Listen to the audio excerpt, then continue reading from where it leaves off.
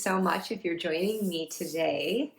I thought I would continue with where I left off last time with my book, Seven for a Secret. I shared the opening chapters last time that took place year 2000 Chicago, and shared some of the inspirations as well as little Easter eggs that I planted in throughout those chapters. And in introducing that more modern day story thread of the book, I thought then I would now introduce the 1920s story thread that alternates with the modern all throughout. It's about a 50-50 split throughout the book, two interrelated story threads, of course, bonded by that supernatural element that I love so much.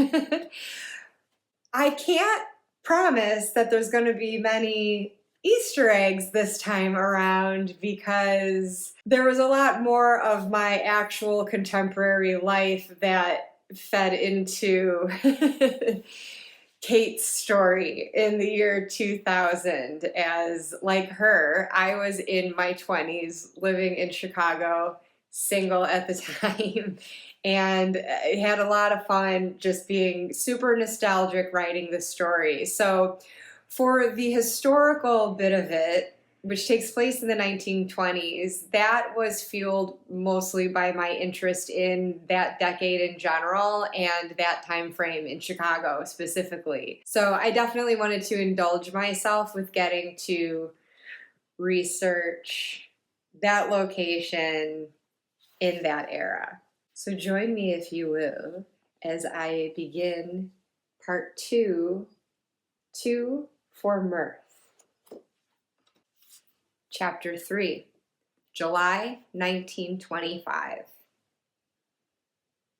Cheap glasses of booze chimed like fine crystal by the time Lon drained the last of his third dry martini. It was the evening of the Hughes Gala, but he'd wanted to prime himself at a North Chicago gin mill first, muffle his ears against the boorish self-congratulations to come, blur his sight to the shiny coifs and sparkling gems that could pierce one's eyes straight into a migraine. It was a choice society to which Lon belonged, a glittering circle of good old boys swilling brandy and solving all the world's problems in someone's smoky walnut-paneled study, while their svelte wives and mistresses reclined elegantly on parlor furniture like house cats. Yes, Lon was a lucky man to have grown up among all this, lucky to die among it as well, if he so chose. Why blister one's hands and muss one's hair when ancestor or father or perhaps uncle who never had children of his own has done all the hard work for you? That's why the self-made generations made themselves, wasn't it? To leave a legacy of inherited wealth for future generations? Pad the little boys and girls in velvet-lined cedar cases to preserve their pretty faces? Leaning against the wooden bar, Lon set down his drink. He stood to arch his back and spread his shoulders, claustrophobic inside his velvet-lined case as it felt increasingly like a silk ruche coffin. Settling his hands back down on the bar, his fingers tapped out the rhythm of a jazz tune caught in his head.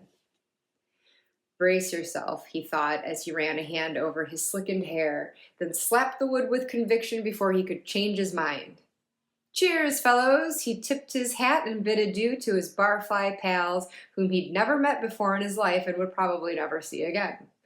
They raised their whiskeys and bourbons with a communal, "Hey!"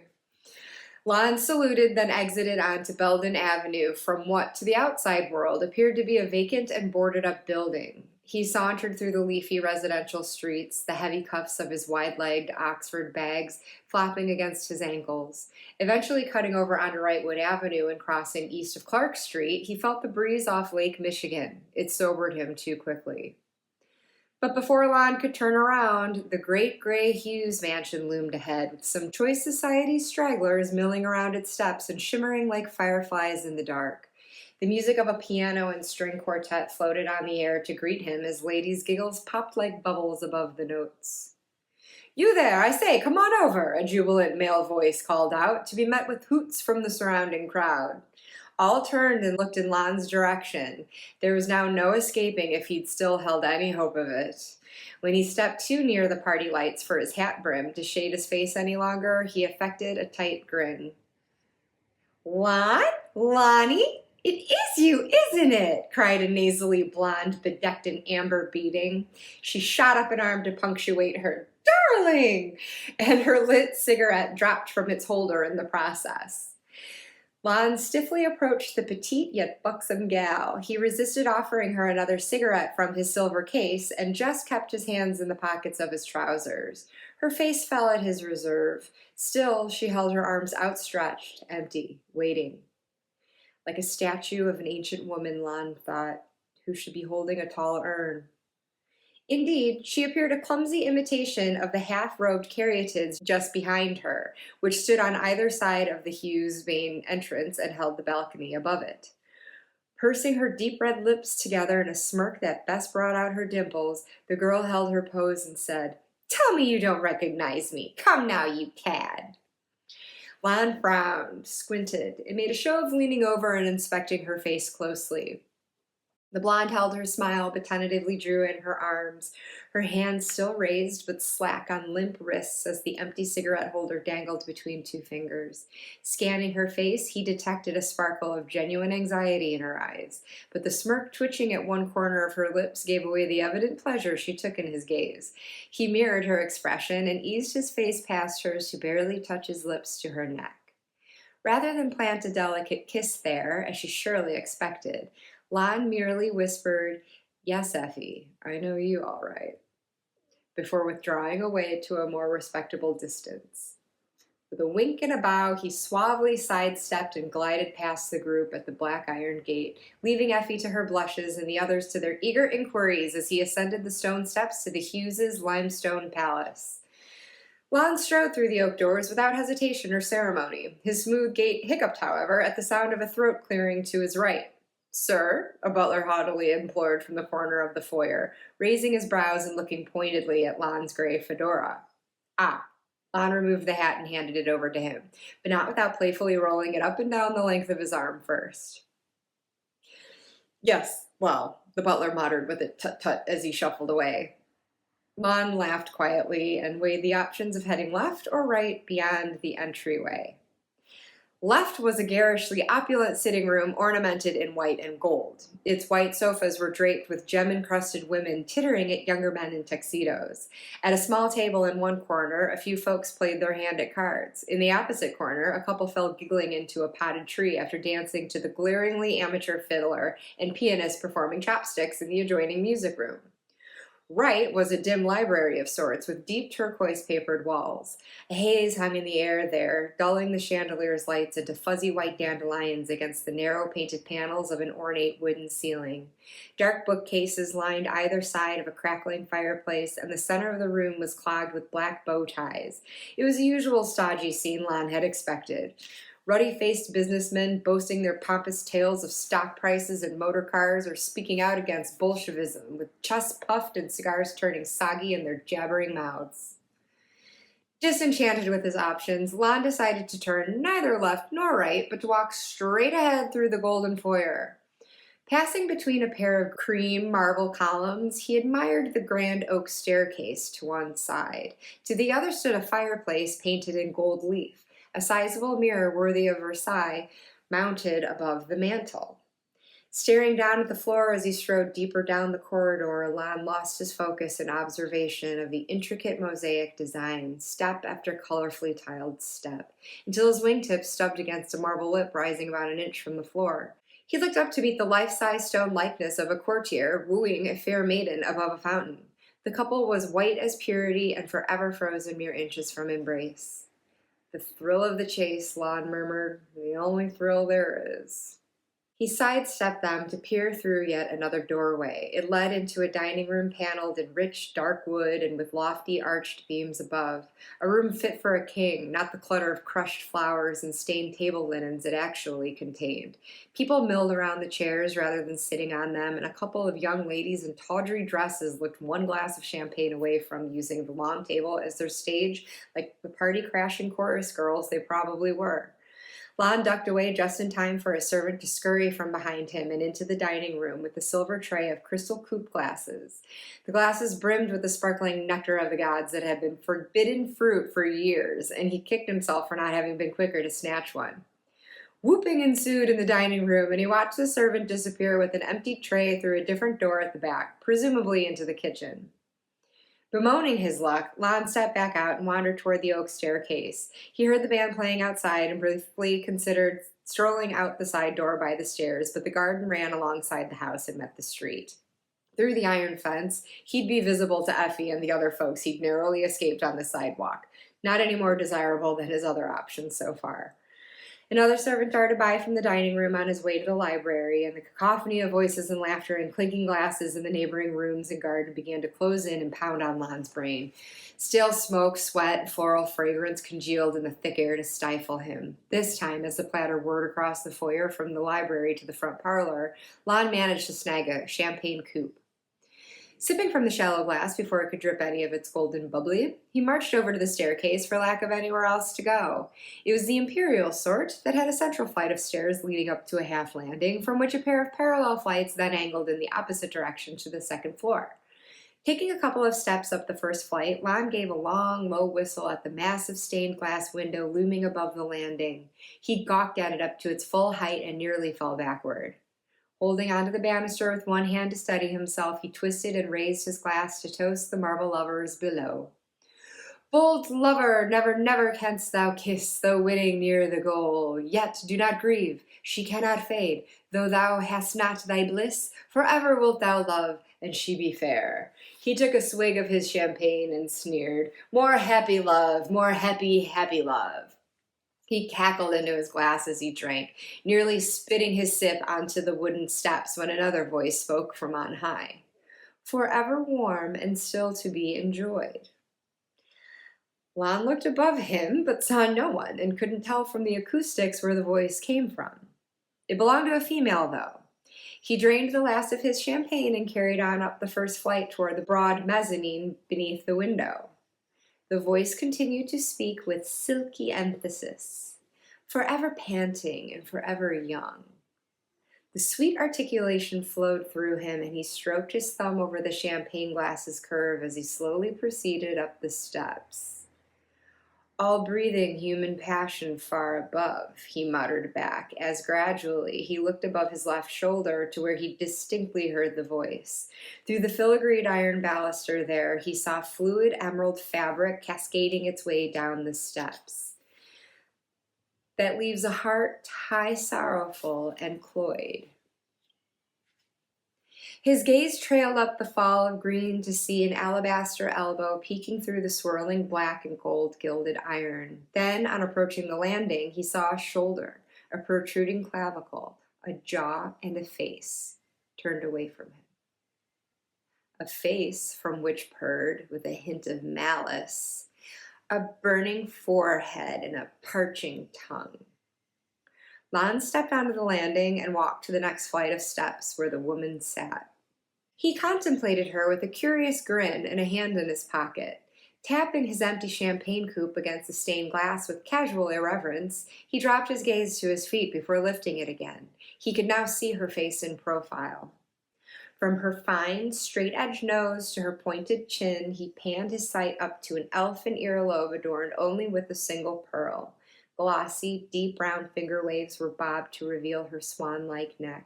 Angling down from her neatly trimmed nape, the curling tip of her hair hugged a well-defined cheekbone. The woman gradually turned to him with a raised brow, but no hint of a smile. "Who are these coming to the sacrifice?" she quoted. "Indeed," Lon replied. "To what green altar, O mysterious priestess?" She leveled her gaze on him.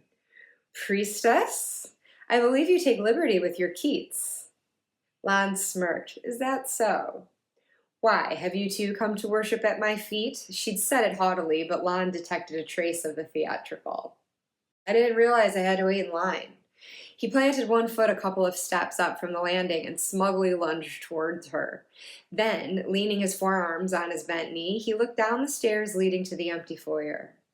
Though she still faced him, Lon watched her cat-like eyes roll toward the banister to peer below as he'd done.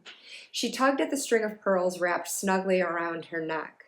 One corner of her lip curled upward as she twirled the beads about her fine-boned fingers, but she said nothing. Looking more closely at her eyes, Lon observed how the vibrant green irises that perfectly matched her dress were framed with red veins. She rapidly looked at her lap, then back at the banister. Twisting toward it, she clutched the railings with both hands. Well, she grunted as she hoisted herself and all her finery up from the step. I suppose if they don't come to me in droves, then I'll just go to them. She stood and kicked one silver-slippered foot out from beneath her silk gown as if ensuring she wouldn't trip over it, only for her next step to catch in the fabric regardless. On instinct, Lon dropped his glass and caught her by the shoulders as she fell. Her hands gripped his elbows. She and Lon stood frozen, inches apart, eyes darting over each other's faces for several seconds. Lon felt the warm, soft press of her anxious breath against his face and her light squeeze that pulsed at his elbows like a fluttering heart. She'd been standing rigidly as she recovered from the near fall, but after a time, Lon felt her go limp. The pads of his fingers sank deeper into her creamy skin as marble thawed into pillows of satin. He took one step upward to close their distance, to further steady her in case her slackening posture meant she might faint. Easing his hands from her shoulders down the backside of her arms, he secured his palms at her elbows in the same way she grasped him. He then pulled his face away to better focus on her eyes, to gauge her alertness. She really is a beautiful creature, isn't she? He couldn't help but think. Taller than what he normally had, smaller breasted, and perhaps a little too bony, a rather thin upper lip that accentuated the pout of her fuller lower one. She'd look more attractive if she offered a proper smile. Otherwise, there was no doubt about it. She was exquisite. Lon knew this not to be a matter of his opinion, but a fact. This beauty had nothing to do with which eye beheld it. It was there, filling all eyes in the same way, no more, no less. She is for everyone. As these thoughts ran through his mind, he noticed her reddened eyes squint and fix him with a sharper glare. They burned with the jade green he'd once seen in a great bonfire, the hottest of flames devouring all they came into contact with. Had he offended? Had he dared to leave his hands on her this long? But despite whatever animosity seemed to well inside her, her body did not tense. She only slackened more with the same fluidity as the gown that practically dripped from her. She was like an ethereal nymph, newly emerged from the sea foam, yet sure to soon melt back into it, giving him no choice but to let her go. And he should let go. What held him there, caught so dumbstruck in the mischievous gleam of her cat eyes, paralyzed from going back down those stairs to join the merriment of everyone else, when instead all he could do was look beyond her face to the upper landing and wonder which of those second-floor doors would lead to a suitable bedroom. He couldn't pretend now, after all, that he hadn't noticed the enormous emerald winking at him from her ring finger, the promise of another man that ordered Lon to find another woman. Wasn't that all part of the allure? Wasn't that supposed to make her that much more unattainable? His gaze fixed on a mirrored door to the right of the upstairs landing. Having made his choice, he looked back at the woman in his arms to see her thin upper lip drawn into a tantalizing sneer. She gripped his elbows tighter and pressed her torso against his. He could actually feel the bones of her slim hips just beneath his. Her shoulders fell, and she stretched her long neck to the side, moving her face past his to brush her ruby lips along his neck. Slowly, softly, Lon felt her mouth glide up to his earlobe, at which she darted out her tongue to lick. Lon closed his eyes and skimmed his palms up and down the woman's arms a couple of times before sliding them back up and along her shoulders. His fingers roamed up the delicate flesh of her neck and tickled at the base of her chocolate waves. There was something so cool and clean and fresh about her. Her scent reminded him of linens drying in crisp autumn breezes, or of a frozen Wisconsin lake, with a sweet undercurrent of vanilla mingling with an almost masculine musk. All the while, the woman gently lapped at his ear like a house cat grooming its paws, her body undulating against his in a continuous, playful motion. Lon felt himself swelling, and he ran his hands from the nape of her neck down over her shoulder blades, feeling the smooth skin exposed through the rear cutouts of her gown. all the way down to the small of her back, where he settled his hot palms and pulled her closer. At this, the woman wasted no time bringing her face around to look at him, and she thrust her lips against his. Molding his mouth to her own, she sucked on his lower lip with a teasing bite. Lon lifted one of his feet a step higher and leaned his lanky frame down against the temptress as though he might take her right there. He knew he shouldn't attempt this with all the revelry and probably her fiancé downstairs, but that mirrored door was suddenly so terribly far away, especially now that she was purring against his neck as she nipped at it again and pulled him to lie down. Their panting turned shallower, and they both seemed to hold their breath as they concentrated on silently stretching out along the flight of stairs. The woman released her arms to scratch against the wall with one hand and clenched the iron baluster with the other as she eased herself back down to where he'd first found her. Lon hastily loosened his tie and unbuttoned his gray suit coat to be one less layer of fabric away from her skin. He balanced on top, careful not to crush her against the steps. She grabbed the lapels of his open jacket and swept it off his shoulders and down to his elbows, where she used it to sharply tug him toward her. "Careful there, girl," but Lon's smile betrayed how much he indeed liked her roughness. The woman yanked his jacket again and then jerked her knee up between his thighs. "Say," Lon exclaimed, his smile gone, "what's the idea?" She hadn't kicked him, but she'd come threateningly close, presumably as a caution. Tied up as he was in a straitjacket of her making, he could do nothing but heed that warning. Thus ends that chapter in that awkward situation. It seems like such a thing in romances, doesn't it, for people to actually attempt relations, shall we say, on a staircase, but I would think that would be so uncomfortable. I think that would really hurt.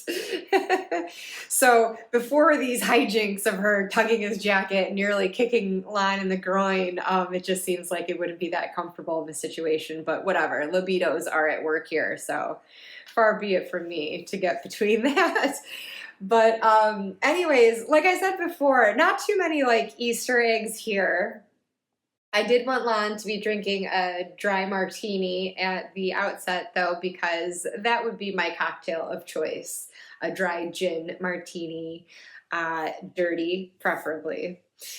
But the speakeasy that he's at on Belden Avenue was near where I used to live in Chicago's Lincoln Park, and this whole scene is where he wanders over to Clark Street, and then Wrightwood is really close to where I last lived in Chicago, and this house, the Hughes Mansion, this great gray limestone palace as I describe it, is based on an actual home there, historically belonging to a man by the last name of Dews. So instead of Dews, I named it Hughes, and I guess that's an Easter egg. Hughes, obviously it's rhyming with Dews, but Hughes is my homage to John Hughes, who made his Chicago area films and really inspired and in many ways devastated my 80s self. I had really unrealistic romantic notions shaped by some of those movies. 16 Candles, Jake Ryan, I mean. Dews, I want to say it was Francis Dews, perhaps. I think he was a wealthy, if memory serves, geez, it's been a long time since I've done this research, but I think that he was a wealthy brewer, and he would have built this home in Chicago in the 20th century, but it looks like something several centuries old. It looks like something European. There were pieces brought over actually from Europe to decorate it, and I guess whatever wasn't authentically European was created to imitate it. And when I lived in Chicago, it was publicly owned. It was a venue that often hosted weddings, so where he was hearing the band playing outside in this like side gated garden. I used to be so envious of the people hanging out there, and I wanted so badly to be invited to a wedding there.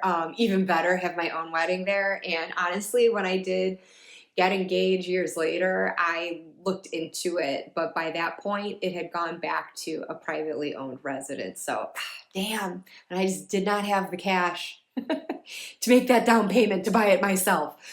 But it was just gorgeous, and so I don't know if it's still in private hands or not, but regardless, I lived just down the block from there and would just gawk at it every time I walked by. I mean, I was such a voyeur. I would honestly like pause outside of windows to look up in them because they had these like really tall, big windows, and you could just see these ornate ceilings, just like frescoes in the ceiling, and oh, it's just beautiful moldings and chandeliers, and I think I was meant to live in Europe, so isn't it fitting that now I do? Because this mansion had sold to a private owner, it was on the open market for a while, and so it had an open house, and someone actually recorded their walkthrough of it, and so I got to see a lot more than what I did just looking up into windows, so that was really neat. So I remember taking this video tour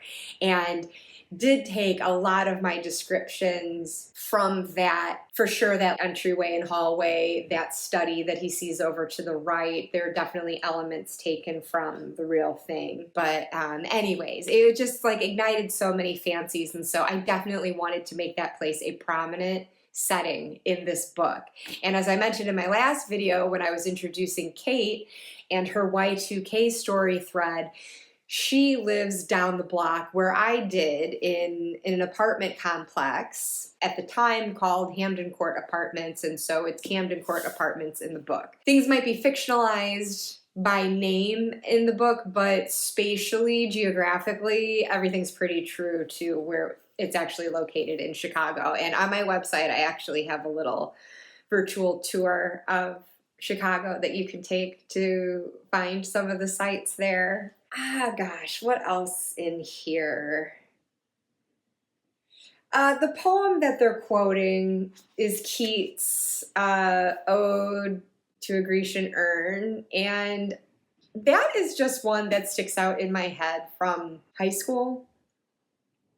I always really loved that poem, and so it wasn't that I was like just looking to find a way to wedge it in. It was the circumstances of this story, how I wanted Lon to be this guy who's into the thrill of the chase, and how he sees this statue of this young man and woman almost in embrace, but not quite connecting, and will forever be like that as statues, right? And so it made me think of this poem because that's what's depicted on the urn.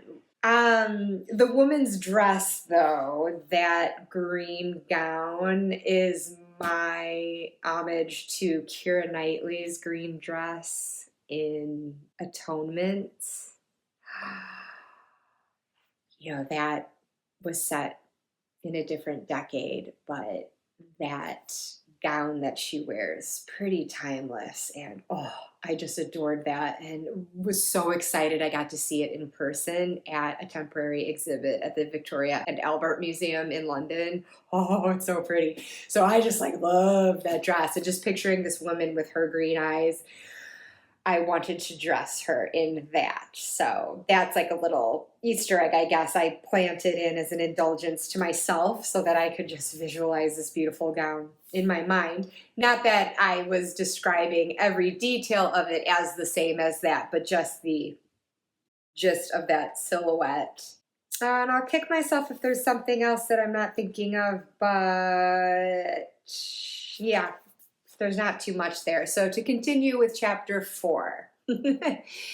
As you'll recall, we've left our lovers on the stairs. Lon has had his suit jacket pulled off his shoulders to demonstrate here, and she's tugged it, which is strapping his arms to his sides. So he can't really move very well there. And since he's kind of straddling her on the stairs, she has now just hiked a knee up in between his legs, as if threatening to hit him where it hurts. So picking up from there, Lon froze, as you would imagine. Immediately aware of how awkward and unattractive his position must look with his legs a couple of steps apart and his arms pinned to his sides. It was only a matter of time before his balance would falter, but he did what he could to lift more of his weight onto his knees and off of the woman in green. Releasing him, she lowered her offending knee and rose up to a seated position where she could look him levelly in the eye. Lon prepared himself for the daggers her eyes or lips would launch at him as part of whatever game she was playing. To his surprise, the woman threw her head back and laughed. Not wickedly, but in almost childlike delight. She helped him straighten his tie and put his coat back, sweeping her palms across his chest to smooth the lapels down. He freed a leg from around her and spun to sit beside her on the step, sheepish. Glancing around the stairwell, the figures in its stained glass window and golden toile de juive wallpaper mocked him. "Oh, look," the woman said in a rich, almost musical tone. "I'm sorry, old boy. I shouldn't have done that." I wish that I could say that in a rich and musical tone, but there's nothing rich and musical about my voice, so I'm sorry about that. Lon stared at her with as little expression as he could muster while he tried to slow his breathing. Her chest, too, still rose and fell heavily as she continued to catch her breath in laughter. He knit his brows, waiting for some sort of explanation and preparing himself for it to never come. She merely adjusted her posture and smoothed out the length of her gown. Eventually, she dabbed the pad of her middle finger at the corners of her lips, tucked errant strands of hair behind her ears, then fanned her face with her hands as she again let out an exhausted laugh. "Look, Lon, I just wanted to—" "Pardon?" "I said I just wanted to— Sorry, but how do you know me?" Lon grabbed his lapels and hoisted the collar of his jacket higher against the back of his neck. She tilted her face and grinned with an amusement he found patronizing. "Who doesn't know you? Well, of you anyway. You can wear common day clothes to a formal evening soiree as often as you like, old boy, but there's no faking you don't have money. I could practically taste it on you." Lon's cheeks burned like when he'd come indoors from sledding as a boy, direct from the snow hill to the mouth of a tall stone fireplace. He'd always feared the grand hearth would gobble him up if the rest of his cavernous family home wouldn't first. "You look younger in person," the woman continued. "There's a freshness about you. I wouldn't have guessed you a day over 20. "That's so?" Lon played along. "And so you know how old I am as well?" "An old and wise 25, she said. "And you?" he asked. 19. "A baby." "Woman enough, apparently." Lon huffed a single chuckle. "Apparently," he said, nodding. She wasn't radiating the hot and cold vixen anymore, but something milder and warm. Sincere, Lon judged at his own risk. He allowed himself to let a bit of his guard down. "And just as apparent, perhaps, is that I'm not man enough." When she didn't comment right away, he added, "Wouldn't you say?" "I'm sorry I had to do that," she finally said, or felt I had to. It was impulsive, I know. Lon sucked in a breath that he trapped inside his billowing lips as he simply nodded again. "I'm sorry," she repeated, sorrier still that I had to cheat you of your thrill. "What's that?"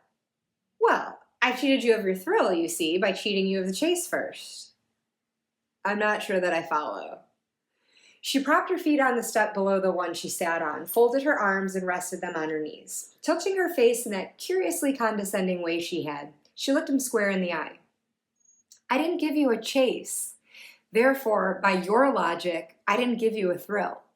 It isn't as fun when a woman just throws herself at you now, is it? Not as much as when she plays coy, hard to get." Lon's mouth had been hanging open as he squinted through her explanation, but when his own words essentially slapped him in the face, he closed his eyes and clamped his teeth with a click. He held a pained smile for a moment. "Well," the woman continued, "I'm not painted on a Grecian urn for men to write poetry about, nor am I sculpted of marble. Or did I seem made of stone just then?" She raised her brows and again became the seductive kitten of a few minutes earlier, if not for the irony in her voice. Lon cleared his throat. "You didn't exactly remove all of the chase, you know." He pointed to her emerald ring. She looked at it and frowned, then polished it against the fabric at her breast. Holding her hand away from her, she contemplated it with evident distaste, like it betrayed her by wearing the ring. All that glitters is not gold, she said. So I've heard, but it sure does dazzle, doesn't it? I suppose. Dazzles to blindness at times, the most critical of times. She broke her stare from the gemstone and looked back at Lon before giving him an utterly disarming smile. He'd known she had it in her. Just to interject, isn't it so like a guy to want the woman to smile? I love Lon, but he's a dude, ultimately. Lon Ashby, she said softly. My name is Eva Hughes, for the time being. She extended her fine-boned hand to him, the one free of any jewelry, which Lon accepted and shook. Hughes, eh? So this is your old shack. He hadn't yet released her hand, only ran his thumb across it, for the time being. Eva smiled shyly. And what will one day replace Hughes? Redcliffe. Ah, would that be Finley then? I thought I might have recognized him in the study. Eva gave a slight nod. You know him? I know of him. His family. Well done, you. Lon still rubbed his thumb against her knuckles nervously, but didn't let go until he'd raised them to his lips for a light kiss. Eva held her smile, but some thought hidden behind her green eyes turned them to glass. Tell me, Eva, he ventured, trying to ignore the trembling in her lips. Is there somewhere I can escort you, where you can grace this lovely night with your lovely presence? It seems a shame to waste you on the staircase. Shall I take you to your fiancé? She squinted one eye in thought, then parted her lips as if to respond when a click upstairs drew their attention to the second floor. A thin sprite of a thing in a long white nightdress emerged from behind the mirrored door Lon had eyed earlier. She raised a pale hand to her mouth to stifle a yawn. Why, Ollie! Eva cried, starting to her feet at once and bustling her gown up to her knees to ascend the steps. Ollie, my dear girl, why are you still awake? Ollie pouted and rubbed her eyes. It's too loud. After thoroughly scrubbing her closed lids with her fists, she blinked her eyes into wide alertness. They were green, like her sister's, though much paler in comparison. Oh, I'm sorry, my love, but do try to go back to sleep, Eva said. Quite awake now, Ollie smiled with a sideways glance at the banister. I want to go down there. She pointed a skinny arm with coltish awkwardness. Ah ha ha, nice try, little one, but it's not like the royal balls you see in fairy tales. We're going back to bed this instant. Eva clasped her sister's shoulders and redirected the gangling girl back to her mirrored door. Looking over her own shoulder, she gave a nod for Lon to follow. He met them upstairs at the foot of a four-poster bed, which swallowed the girl in clouds of pillows and bed covers once Eva had her tucked neatly back inside. Precious china dolls lined multiple tiers of shelving, and the intricate molding running around the ceiling was bordered with hand-painted characters from every nursery rhyme imaginable. The room did indeed appear more of a nursery than the sleeping quarters of a budding adolescent. Eva sat beside Ollie and smoothed down her straight, dark blonde locks. The girl's face appeared flushed, and Eva touched the back of her hand to her forehead.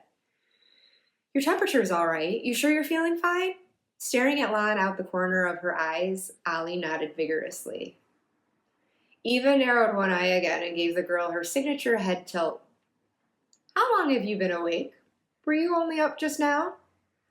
Uh-huh, she said, looking to Eva, but still nodding large and fast. There was a loud bump downstairs right below me. Then everyone started singing to beat the band, which is also so bothersome outside my window. She pouted. Eva leaned back with an exhale. I see. And did you hear anything else? Lon masked a laugh by coughing into his hand. The girl glanced back at him, and with just as exaggerated emotion as her nods, she shook her head no. She then stretched with a lion-like yawn. Okay then, Eva said. I can't stop the music just yet, nor can I promise there won't be noise down below as our guests perform impromptu vaudeville routines all over Mommy and Daddy's furniture. But do your best to dream through it. Shall I tell you a story first? Would that help? Though the girl was clearly several years younger than Eva, Lon still thought her too old for such a routine. He waited for Ollie to balk at the idea in juvenile fashion as she rubbed her eyes again, but she nodded in consent. All right, Eva said, let's see. Lon stood silent with his hands in his pockets as he listened to Eva recite, "Winkin', blinkin', and nod" by heart. As she whispered the sweet words, she rested her head on one hand at the top of Ollie's pillow and traced the other along her sister's fingertips. All night long their nets they threw to the stars in the twinkling foam. Looking around at the shelves of dolls, Lon observed some were babies in pale christening gowns and patterned jumpers, while others were young girls in grown-up dress reflecting all sorts of nationalities, time periods, colors, and fine fabrics. Some had eyes and hair that were painted on, whereas others had lifelike glass eyes peering from underneath long black lashes. And from beneath large bows or hats hung tendrils of every shade of blonde, brown, and red. All sat impeccably straight and were impeccably cared for. Lon looked back to the living doll tucked in the bed covers, watching Ollie's heavy lids flutter then fall in defeat beneath Eva's cooing tone. He smiled and leaned against one of the bed posters as Eva sent his own consciousness to the skies.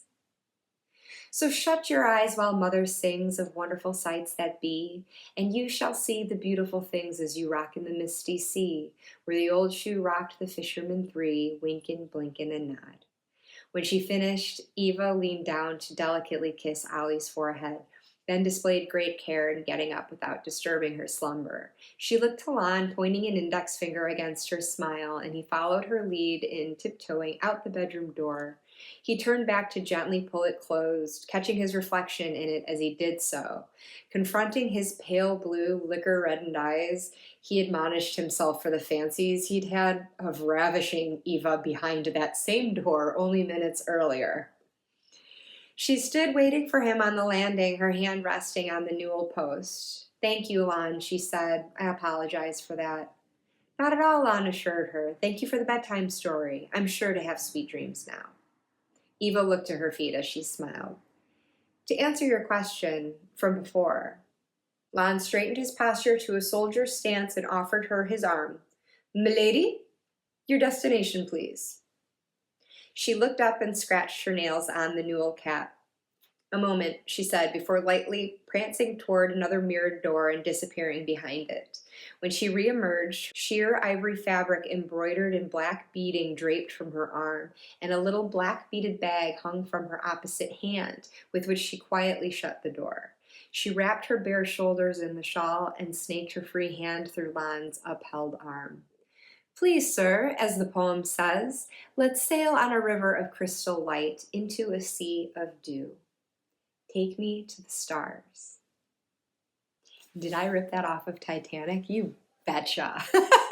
I'm thinking of that scene when Rose and Jack are in the bowels of the ship and they hop into someone's car and Jack goes to the wheel and he's acting like the chauffeur and asking where he can drive her, and I'm pretty sure she says to the stars. So okay, there you go. But I mean, I was tying it in with this poem of Winkin', Blinkin', and Nod that speaks of the stars, but that was very much like an inspiration, just like with Atonement. Again, even though that wasn't 1920s, that must have been the 40s, World War II, and Titanic being 1912. It's just that early 20th century, very elegant, very wealthy, obviously, vibe here with these characters, but I was definitely channeling some of that atmosphere. And if the black beaded bag sounded a bit familiar from my last video, perhaps, is it the same purse that I showed you in that last video?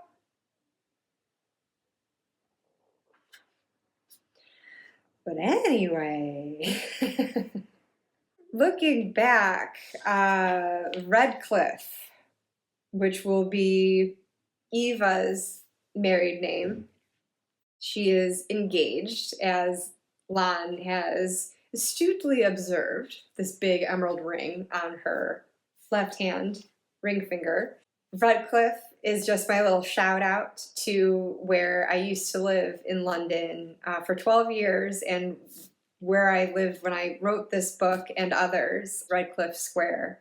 And I really loved my experience there. I felt very inspired to write there. I wrote way more there than I've even come close to writing in this new house. So I am glad that I paid it that kind of homage. And I don't know, Redcliffe just sounded like a very posh name to give to Finlay, Eva's fiance.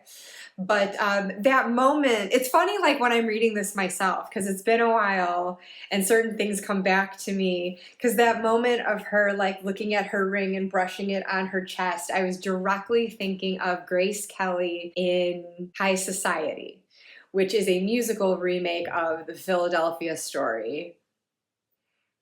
I like Philadelphia Story a lot better, starring Cary Grant, Jimmy Stewart, and Katharine Hepburn. But High Society is Bing Crosby, Frank Sinatra, and Grace Kelly. And this was the last film that Grace Kelly made, I believe, before she married Prince Rainier and became Princess of Monaco. She was engaged to him at the time, though, and so there is this scene where I think she got a little drunk, and so she's being made to stay in this room to kind of like sleep it off and sober up. So she's laying down and she's in a pout, and she has this huge diamond ring, and she just puffs the air at it and is polishing it off on her chest. And it's just that whole demeanor that I saw when I wrote that for Eva to do as well. And I want to say that the ring Grace Kelly is wearing in that scene is her actual engagement ring. I think I read somewhere anyway that the props department was going to give her an obnoxiously huge fake diamond for the movie's purposes, but then she's like, can I wear my own? And they saw that and were like, oh yeah, that'll do. So anyway, I mentioned how some of the names in the Y2K story thread came from ones in my life. And I can't say that Lon is one tied to me in any way. I did just look at names of the time period, or for people of a certain age, for the year they would have been born, what seemed to be popular then, and I landed at that. But then Eva and Ali are actually both nods to my parents. I mentioned how Leo in the Y2K thread is my dad's middle name. So Eva is short for Evelyn, and that's my mom's middle name. Ali, however, was my dad's nickname. But I have to laugh at this description with all of the dolls, because I definitely am describing that at the time, being so creeped out by that image. I wanted to kind of build a bit of a creep factor around Ali, I'll admit it. But now I just feel a little bad, because since this time, as you may or may not already know, but this little sweet pea has entered my life because I went to American Girl back in March, and I got my first American Girl doll. This is probably the first doll I've ever bought for myself, outside of my Barbie and my She-Ra action figure. But as I've mentioned in other videos, as always, a stuffed animal gal. So this was a real departure for me, but I love her. I love that she has skinny jeans now. That's a newer addition since I last showed her. But yeah, so I'm into dolls now. But anyway, the nursery rhyme thing, though, I think was just general inspiration from having found that nursery rhyme that informs the structure of the book. The 1 for sorrow, 2 for mirth, 3 for a wedding, 4 for a birth, and so on. The whole thing is at the outset of the book, and then each part is named for one of them thereafter. And you start to see thematically how each one relates to the chapters within it. So wanting to keep that nursery rhyme motif, and of course we have this winkin', blinkin', and nod rhyme that Eva is sharing, and the connection with that will come up in the next scene that I'm about to read. But if you did see my previous video, I imagine you can see the contrast between the two time periods. the tone is definitely very different. As I mentioned before, I wanted to make the contemporary one a bit more of like rom-com. There's a lot of self-deprecation there, as I did draw from my memories of being Kate's age and dating and just all those stupid misadventures that ensued. And just having a lot of fun with like 90s, year 2000 pop culture and everything. Whereas getting into this 1920s storyline, it's a bit more dramatic. There's a bit more of a soberness to it, given that it is more dramatic versus like comedic. And it's certainly a romance. And I think with these sort of childlike images too, and just this way that Ollie is depicted, there's just like a dreaminess, somewhat of a surrealness that I tried to infuse a lot of these historical chapters with. I think just because it is the time that's not of my lived experience, it is the time of my fantasies. And so I feel like that just lent it almost a dreamlike quality overall, and very much inspired by the old classic movies that I love. As I'm picturing these characters and writing their dialogue, there's a properness that comes with it by virtue of their station in life. They are upper class, but it's also just that affectation that you hear in an old black and white movie. You know what I mean? And that's what I was trying to capture in the dialogue here, whether it sounds super realistic or not. I definitely wanted this historical part to play out like a movie. So, finishing up this chapter, we cut to the next scene after Eva has asked Lan to take her to the stars. Infinite points of light winked down at Lan and Eva as they sat side by side on a stone bench beneath the open sky. Now and then the soft grumble of a lion vibrated through the nighttime sounds of crickets in the grasses and waves off the lake shore. When Eva had proven so marvelously successful at sneaking them both out of the Hughes mansion unobserved, and snagging a bottle of champagne from the kitchen at that, it had hardly surprised Lon when she'd ushered him into the Lincoln Park Zoo thereafter. They'd only had a couple of blocks to walk arm in arm beneath the starry summer sky, taking turns chugging from the bottle's mouth in the shadows, before they'd each removed their shoes to stealthily ease their way inside zoo boundaries and patter by the lion house, giggling all the way to where they presently sat. "Ready?" Eva asked. "On the count of 3. 1, 2, 3. Together they threw their arms out with flourish to cast an imaginary net into the sea of stars above. "Hold on tight now," Lan said. "Don't let go." "Never." Eva smiled and pantomimed, holding fast to a rope's end and keeping the slack. They sat for a few minutes in silence like this, just staring at the night sky. Eva did, at any rate.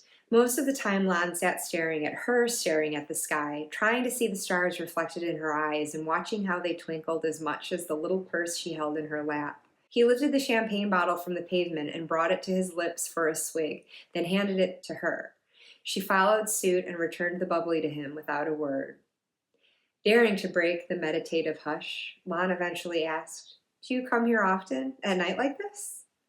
He saw her smile in profile, how one corner of it stretched all the way back to the dark brown curl of hair kissing her cheek. "I do," she replied. "Not as often as I'd like, but I do." Lon scanned the moonlit clearing and tried to focus on the tall black silhouette at its center. He thought he saw butterfly wings extending from it. "What am I looking at exactly?" She hummed a whimsical tune before answering. "She's the dream lady. She watches over the little ones as they sleep, brings them dreams. I like to think she watches over us big ones, too." Lon set the bottle back down on the ground and stood to approach the structure. Feeling around its base, he noted the drowsy bronze heads of two sleeping children at the winged woman's feet. Then he walked around the dream lady, running his hand along the carved relief of the long rectangular pediment on which she stood. Looking up to watch how the stars circled around the angelic head as he walked, he asked, "Is this a tomb of some kind? Is someone buried here?" "No, it's only a monument." "A monument to dreams?" "To a mortal maker of them. I've been reading Eugene Field's poems to Ollie ever since she was born, like the one tonight." "How old is she?" "Ollie? 13, if you can believe it, going on 14. Time is truly a frighteningly fast beast." "I'll say." Lon returned to her side on the bench, thinking time may have been moving rather slowly for Ollie, but he didn't find it his place to remark on it. "You're a devoted sister, a mother almost. She's lucky." Eva chuckled. "She's lucky I have a sense of humor. She is trying at times. Don't let her cherub cheeks fool you otherwise." "Naughty?" Smart. She's rather quiet, but you can always see her calculating before she says a word or makes a move. Frankly, I worry about her." "Why?" "It may be my own doing, sadly. She's clearly gotten too old for bedtime stories, and yet I encourage her to dream. She's becoming a woman, I know, yet she's such a child. I coddle her while I still can. But I can't pretend I don't see that glimmer of adult wishes in her eyes every now and then, without yet understanding what it means to be adult. I think I humor myself that I know." Eva breathed in heavily and released the air in a long, meditative flow. "So," she said, "I worry I may have vicariously patted her too much in fancy to know the difference, to know that sometimes life simply is what it is, and when faced with real decisions, we must grow up and make practical choices. Life isn't always just about ourselves, is it? So perhaps it requires sacrifice of one's own dreams to fulfill those of others." Lon shifted uncomfortably on the bench. Eva's words hit closer to home than he was prepared for, a gentle slap on the wrist for no longer giving in to such sacrifice. He rested his elbows on his knees and wiped his palms against each other in slow strokes as he frowned at them. "Oh, but I'm probably sounding corny," Eva said, speaking in cliches. "No," Lon finally said. "I seem to be a living and breathing cliche, as it were. Or am I confusing them with lies?" "Oh, Lon, why would you say that?" "You know, Eva, you haven't yet explained to me why you were so intent to cheat me of my thrill. Why me?" Her tongue clucked against the roof of her mouth as she seemed to measure her next words. "Oh, it's not that I wanted to deprive you of a thrill, old boy. In fact, I do hope I gave you some." Lon hummed in the affirmative. "Why you indeed?" She tapped her nails against the stone bench. "I watched you from the balcony tonight, the one above the front door. I was standing there just inside the door frame, hidden enough from sight, but I could see you walking along the avenue. I watched you as you arrived and greeted everyone." The way she'd said greeted made Lon curse the day he'd ever laid eyes on Effie. "You seemed quite familiar with that girl, and yet it also seemed quite the charade. You had her fooled, certainly, but you didn't fool me. You can't move in the circles we do and not know something or other about each other's stories. Surely you know something of mine?" "Of your father's, yes, of course. His business, rather. I largely ignore all that talk, however. That and gossip. I try my best to stay above it." "But you don't stay out of it, unfortunately. There's quite a lot of talk about you, you know." Lon only rubbed his palms together with greater pressure. "I'm sorry," Eva said. "I don't believe a lot of it anyway. Or at least I don't take it to mean what most of those silly girls do. I think I know what you're up to." "Don't worry, old boy. It happens to us all. There's a lot floating out there about me, too, so you're not so special." Eva elbowed him in his ribs. Lon stopped rubbing his hands and just clasped them together. "Well, my brother the war hero and future lord of lumber helps take the attention away as well, so don't think all the limelight is for you," he chided. "Please, look who my father is. Daddy soaks up quite enough himself. In fact, I rather enjoy the dark he displaces me into. He seems to still do well these days, weathering everything all right, staying on the level." Lon added this last part in jest, though he was in truth curious. Oh, yes, father's doing all right, I suppose. Divested some of his branch properties, but is keeping the bulk of the plants warm by producing that ghastly near beer and malt syrup. So prohibition doesn't impede anyone's baking, heaven forbid. Ah, yes, I'm sure these days no one is up to anything besides baking up sheets and sheets of cookies in the privacy of their kitchens. And bathtubs, Eva chuckled. Father's also made some shrewd investments, making the gamble, of course, that all this will run its course soon enough. He's determined to outlast it and be poised to pick up right where he left off when he does so. It's an understandable concern, she went on. Nothing these days is guaranteed, so it does make sense, doesn't it, that he'd want to hedge his bets by other means too? Unlike you, we're but the poor nouveau riche whose fortunes can tumble as quickly as they've been built. Mother might pretend each afternoon she's sipping her tea in an old world palace, but the fact remains this is Chicago, USA, and that neo-Baroque monstrosity we live in is barely a quarter of a century old. Lon felt her eyes on him as he nodded toward his lap. Money is fleeting for us all, no matter when or how fortunes are made. He didn't know whether Eva had heard what he'd said when she continued. And though men believe building empires should be left all to them, isn't it funny how it can take a woman to uphold them? In the pregnant silence which followed, Lon sensed she wanted to say more, so he waited. All Eva did, however, was cough politely into the back of her hand and pull her shawl more tightly around her. Well, he said, Finley certainly does all right. Speaking of, I still can't help but wonder why on earth. It's just that you've yet to answer my question. Let's have it, old girl. Eva relaxed her grip on her shawl and the gauzy fabric slipped off one shoulder. Lon, I know you didn't always carry on the way you do with all these women. I know this because you were once engaged, weren't you? And you've refused to take another woman seriously ever since. Lon leaned back on his palms and crossed one leg over the other without response. I also know, Eva proceeded, that you try so hard to affect the heir of the middle class, if not the lower, that you've had words with your father and all but disinherited yourself from the family, which is why your fiancé called everything off, isn't it? Well, now let me tell you what I think. I think you act detached and above everyone and everything, but I don't think you actually take yourself all that seriously. I also think you aren't immune to commitment. It's only that you were hurt and now you can't trust. And that's the real reason why you philander among women like some sort of revenge. Lon snorted, subtly shaking his head at her bold conjectures. Write it off as bawdy intuition if you must, she said, but I think if you're not interested in genuinely romantic relationships right now and not interested in our social milieu altogether, then that makes you just about perfection to me. Lon unclenched his teeth and cleared his throat. To what purpose? Oh, don't make it sound like I had this all premeditated, old boy. I admit I knew of you before, and my interest was piqued, but it wasn't until I actually saw you right out there on the street, and then on the stairway, that I conceived just how ideal you are. Someone unattached, yet unavailable and indifferent, and yet earnest, principled, someone who's so perfect to be. Eva looked down at her lap and wrung her hands. Well, that is, if you're willing to be. She looked up and directly into his eyes. I suppose my confidant?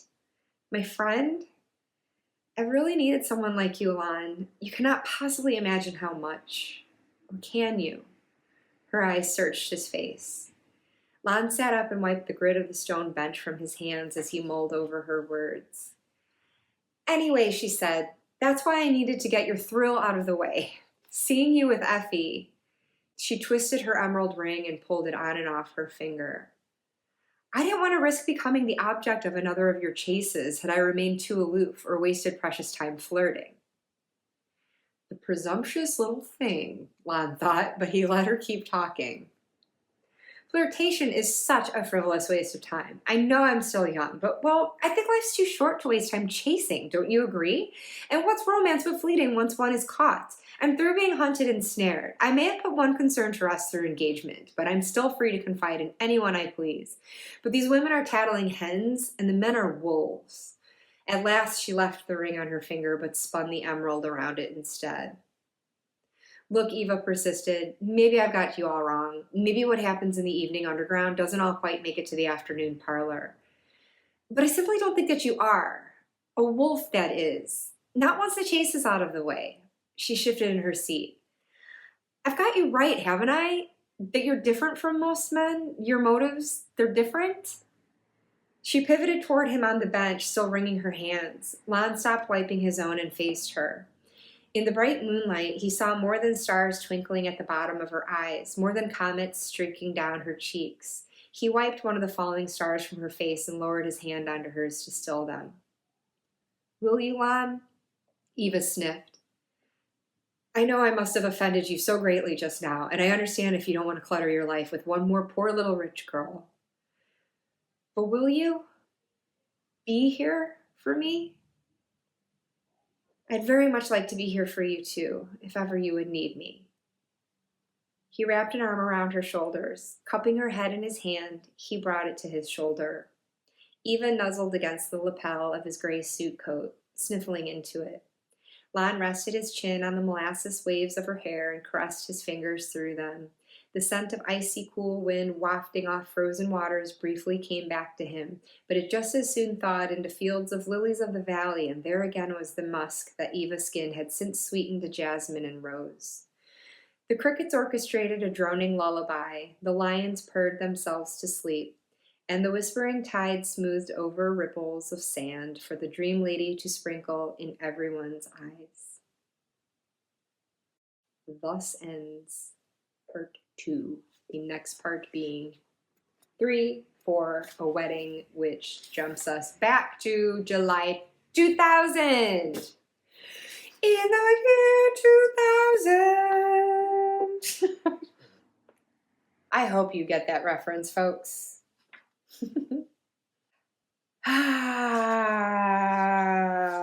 Otherwise, I don't think there are any actual eggs in that scene, just inspirations because I used to live right by Lincoln Park Zoo. It's a free zoo. At least it was at the time. I hope it still is. But it was just so nice to just go for walks in there, see an animal or two. And there is this dream lady statue there with these sprightly wings, and this being a supernatural story with a ghost that connects the two timelines. I loved this image of this other type of paranormal element that could factor in too. There's not literally fairies in this story, but just giving it that kind of ethereal quality.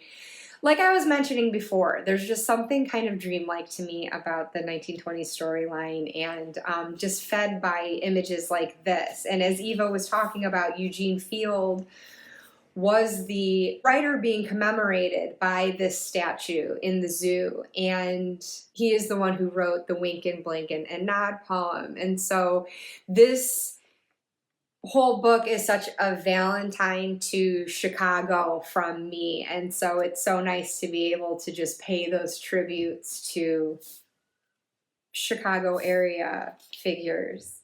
And I'd never snuck into Lincoln Park Zoo myself at night. I really don't know if that is something you could actually get away with. But I figure in 1925, it's probably a lot easier. But yeah, so this is where we get some backstory on Eva. Her father is a brewer. Like I had mentioned, the actual owner of the Dews Mansion would have been. And so obviously there are certain things brewers needed to do to stay in business during Prohibition. So they're just kind of bopping that out about between them. But I just, yeah, like I said, it's been a while since I myself have read this. I just forgot how much I love this friendship that forms between Lon and Eva. But yeah, unfortunately, I don't think I've got anything more to add for that. But man, this whole book, though, is chock full of Easter eggs. So it's not my goal to read the entire thing here, but I will try to read ahead and isolate some scenes maybe that could throw some more at you just by way of, I don't know, if you're interested in hearing a little more of this book, if you're interested in learning random, utterly random factoids about me, or just seeing how that writing process works and those things do creep in, whether the personal references, inside jokes, or the inspirations that go into story and settings and characters. I don't know. Why not just share it? I'm going to be reading this to myself anyways. So if I find something fun, I'll continue to share some things with you along the way. But in any case, thank you for joining me. I hope I didn't just pour sand into your eyes and make you fall asleep. I'm really grateful if you're here. Anything that you'd like to share with me in the comments. I don't know. Have you been to Chicago? Have you been to Lincoln Park Zoo? Do you like classic movies or historical fiction in books as well? Would you have any recommendations, especially where the 1920s go? I would love to hear that. And until next time, I don't know what I will be coming back with next, but I hope that you'll be there. Bye-bye.